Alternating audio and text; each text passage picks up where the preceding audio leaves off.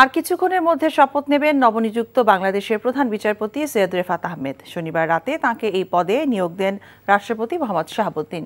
বঙ্গভবনে তাকে শপথ বাক্য পাঠ করাবেন রাষ্ট্রপতি।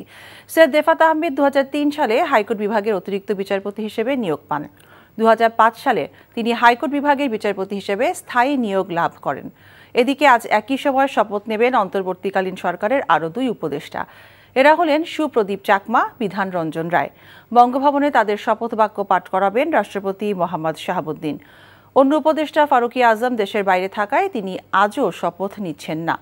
এর আগে বৃহস্পতিবার রাতে শপথ নিয়েছিলেন নোবেলজয়ী অর্থনীতিবিদ ডক্টর মোহাম্মদ ইউনূসের নেতৃত্বাধীন 15 সদস্যের অন্তর্বর্তীকালীন সরকার। তবে ঢাকার বাহিরে থাকায় এই 3 উপদেষ্টা সেদিন শপথ নিতে পারেননি। শপথ গ্রহণ শেষে উপদেষ্টারা জানিয়েছিলেন দুর্নীতিমুক্ত দেশ গঠনই তাদের প্রধান লক্ষ্য।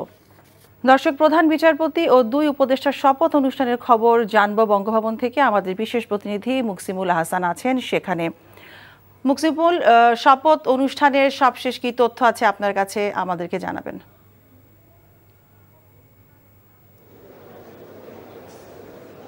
হ্যাঁ মিতা, শপথ অনুষ্ঠান দুপুর 12টার সময় শুরু হওয়ার কথা, কিন্তু এখন 12টার একটু বেশি বাজে, এখনও শপথ অনুষ্ঠানটি শুরু হয়নি। কিছুক্ষণের ভিতরেই শপথ অনুষ্ঠানটি হবে এবং এখানে প্রধান বিচারপতি হিসেবে শপথ নেবেন রেফাত আহমেদ।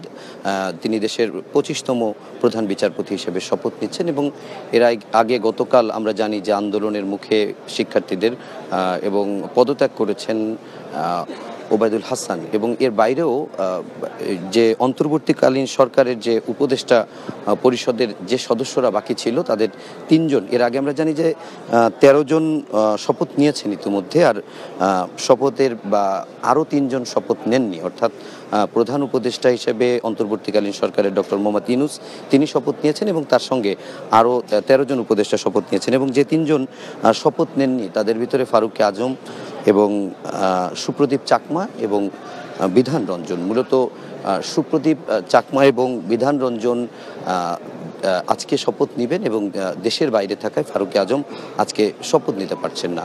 তো যে কারণে এই 2 জন শপথ নিলে মোট শপথ নেওয়া উপদেষ্টার সংখ্যা হবে মোট এখন পর্যন্ত উপদেষ্টার সংখ্যা হবে 15 জন, এবং সবশেষ ফারুকী আজম তিনি যখন শপথ নেবেন তখন নির্বাহী বিভাগের মন্ত্রী সহ, মানে মন্ত্রীর পদমর্যাদায় যে উপদেষ্টা আছে তাদের শপথটি হবে। আর প্রথমেই 2 জন উপদেষ্টা শপথ নেবেন এবং 2 জন উপদেষ্টার শপথের পর প্রধান বিচারপতি হিসাবে শপথ নেবেন রেফাত আহমেদ। তো এখন পর্যন্ত আমরা দেখেছি যে উপদেষ্টারা বেশিরভাগই এখানে চলে এসেছেন, প্রধান উপদেষ্টা এখনও এখানে আসেননি, তবে 3 বাহিনীর প্রধান তারা এসেছেন এবং অধিকাংশ উপদেষ্টাই এখানে উপস্থিত হয়েছেন। তো সব মিলিয়ে বলা যায় যে বঙ্গভবন শপথের জন্য পুরোপুরি প্রস্তুত। অল্প কয়েক মিনিটের মধ্যেই এই শপথ অনুষ্ঠানটি শুরু হবে।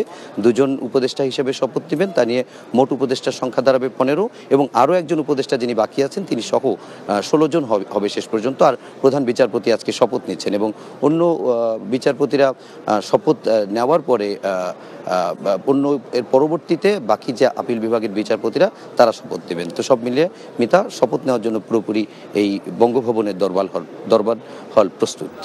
মিতা, বঙ্গভবন থেকে জানছিলাম শপথ অনুষ্ঠানের সবশেষ প্রস্তুতির খবর।